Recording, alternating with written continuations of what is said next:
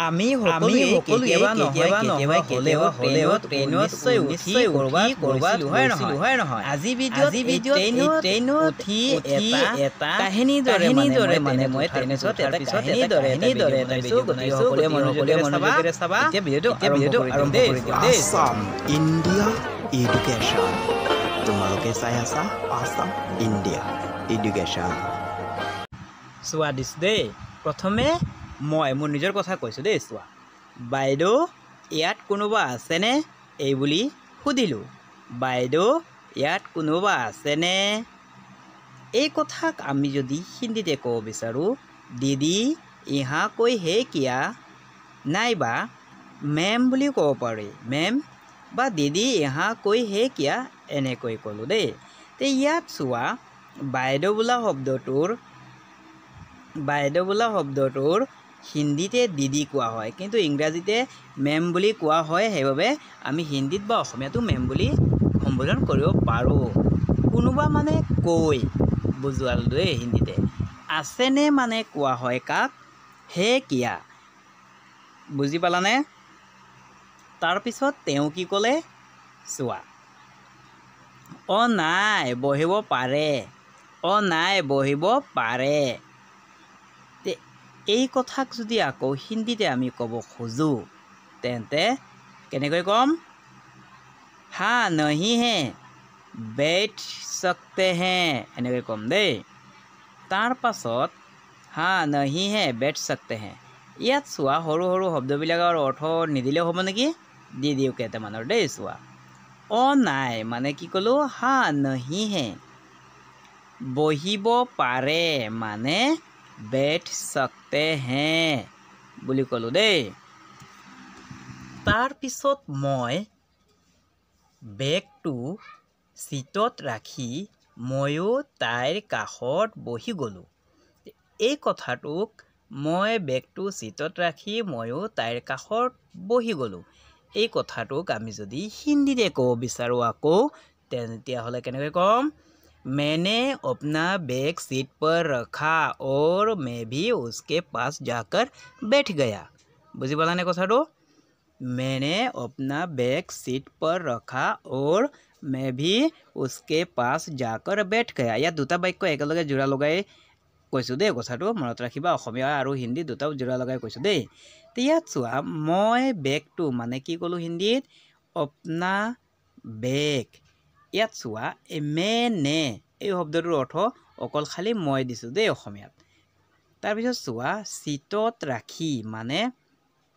seat পৰ ৰখা বুজি পালানে তাৰপিছত মই মানে মে ভি বুলি দিলোঁ দেই তাৰপিছত চোৱা তাইৰ কাষত মানে উস্কে পাছ কেতিয়াবা কি হয় অসমীয়া আৰু হিন্দী মিলাব নোৱাৰি সেইবাবে কথাটো মানে ছেম টু ছেম একেবাৰে বাক্যটো নিমিলে দেই মনত ৰাখিবা কথাটো বহি গ'লোঁ মানে বেঠ গয়া কিন্তু ইয়াত চোৱা জাকৰটো দিয়া নাই এই জাকৰ হিন্দীত দিছোঁ কিন্তু অসমীয়াত দিয়া নাই বুজি পাইছানে কি ক'ব বিচাৰিছোঁ মই তোমালোকক আকৌ এজনী অচিনাকি ছোৱালীৰ কাষত বহিবলৈ মই বিচৰা নাছিলোঁ কিন্তু এই কথাখিনিক এজনী অচিনাকি ছোৱালীৰ কাষত বহিবলৈ মই বিচৰা নাছিলোঁ কিন্তু আধা বাক্য দেই ইয়াকে আগত হিন্দীত বুজাই লওঁ তাৰপিছত বাকীখিনি দিম দেই চোৱা एक अनजान लड़की के पास बैठना मैं नहीं चाहता था लेकिन बुझी पाइछाने एक अनजान लड़की के पास मैं बैठना नहीं चाहता था लेकिन এই কথা দুটাৰ মাজৰ শব্দকেইটা অৰ্থ আমি জানি ল'ম তাৰপিছত আকৌ বুজি পাম দেই চোৱা ইয়াত চোৱা অচিনাকি বোলা শব্দটোৰ হিন্দীতে কি বুলি কোৱা হয় অনজান বুজি পালানে বহিবলৈ মানে বেঠনা ছোৱালীৰ কাষত এইবোৰ পাৰিবা দেই তোমালোকে বিচৰা নাছিলোঁ মানে নহি চাহতা থা বুজি পালানে কিন্তু মানে লেকিন দেই এজনী অচিনাকি ছোৱালীৰ কাষত মানে হিন্দীতে এক অনজান লড়কি কে পাছ বুলি কোৱা হয় দেই তাৰপিছত চোৱা বহিবলৈ মই বিচৰা নাছিলোঁ কিন্তু মানে কি কৈছোঁ बैठना मैं नहीं चाहता था लेकिन লেকিনৰ ঠাইত আমি পৰ শব্দটো দিব পাৰোঁ দেই বুজি পালা নাই সকলোৱে আকৌ কিন্তু এটাও চিট খালী নাছিল সেইবাবে তাইৰ কাষতেই বহিব লগা হৈছিল কিন্তু এটাও চিট খালী নাছিল সেইবাবে মই তাইৰ কাষতেই বহিব লগা হৈছিল ইয়াক হিন্দীত দি আছোঁ চোৱা लेकिन एक भी सीट खाली नहीं था इसीलिए उसके पास ही बैठना पड़ा बुझी पाला ने लेकिन एक भी सीट खाली नहीं था इसीलिए उसके पास ही बैठना पड़ा ते बाक्यर दुटार आमी की करिम इतिया शब्द केइटा कोनটো कोनটো নোৱাৰা চোৱা এটাও सीट মানে কি কলো एक भी सीट মানে তো বুজি পোৱা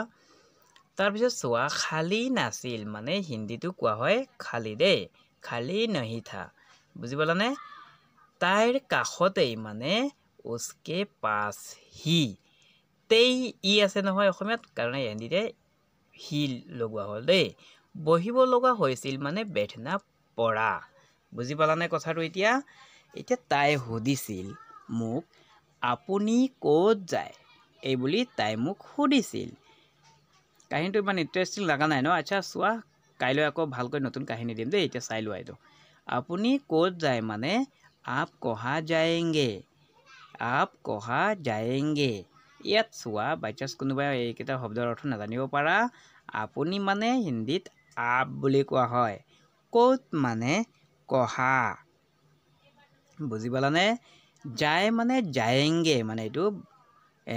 ফিউচাৰ টেন্সৰ কথা কোৱা হৈছে কাৰণে जाएंगे দেই তাৰ পিছত মই কৈছিলো মই তিনচুকীয়ালৈ গৈ আছো মই তিনচুকীয়ালৈ গৈ আছিলো মানে এনেকৈ কথাটো কাহিনীটো এনে বনালো আৰু দেই চোৱা মানে শব্দকেইটা অৰ্থ জানিলেও তোমালোকে হেতুৱে দৰকাৰ मैं तिनसुकिया जा रहा हूँ मैं तिनसुकिया जा रहा हूँ বুজি পালানে তে ইয়াত চোৱা মই তিনচুকীয়াটো জানাই এটা ঠাইৰ নাম হয় তাকে হিন্দীত কি কোৱা হয় তিনচুকীয়া বুলি কোৱা হ'ব দেই গৈ আছো মানে যা ৰহা হওঁ ইয়াত ছোৱালী হ'লে যা ৰহি হওঁ বুলি কোৱা হ'লে হয় দেই মনত ৰাখিবা ইয়াত চোৱাই লৈ শব্দটো আমি দিয়া নাই হিন্দীতে লৈ শব্দটো দিয়া নাই অসমীয়াত দিছোঁ দে এনেকৈ কেতিয়াবা এনেকৈ হয় কিছুমান শব্দ নাইকিয়া হৈ যায় দিব পাৰি কিন্তু দিলে ভাল নহ'ব কাৰণে দিয়া নহয় দেই আকৌ মই সুধিছিলোঁ আৰু আপুনিও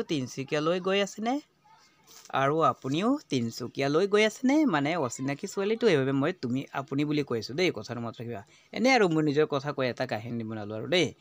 তে ইয়াত চোৱা হিন্দীতে দিলোঁ ইয়াকে और आप भी तिनसुकिया ही जा रहे हैं क्या और आप भी तिनसुकिया जा रही है क्या এনেকৈ ক'লোঁ ইয়াত চোৱা আপুনি বোলা শব্দটোৰ কাৰণে এইভাৱে মই ৰহে দিছোঁ দেই মনত ৰাখিবা আৰু আপুনিও মানে और आप भी বুলি কোৱা হয় দেই তিনিচুকীয়া মানে তিনচুকীয়াই হয় কৈছিলোঁ গৈ আছেনে মানে যা ৰহে হে কিয়া এইটো চোৱা ৰহে শব্দটো কিয় দিয়া হৈছে ইয়াত ৰহি কিয় দিয়া হোৱা নাই মনত ৰাখিবা কথাটো দেই কাৰণটো হ'ল গৈ এইটো ডাঙৰ মানুহক বুজা হৈছে ইয়াত মানে অচিনাকি ছোৱালীটো তেওঁ মানে মই মানে ডাঙৰ মানুহ বুলি ভাবিছোঁ সেইবাবে ৰহে বুলি দিছোঁ দেই মনত ৰাখিবা কথাটো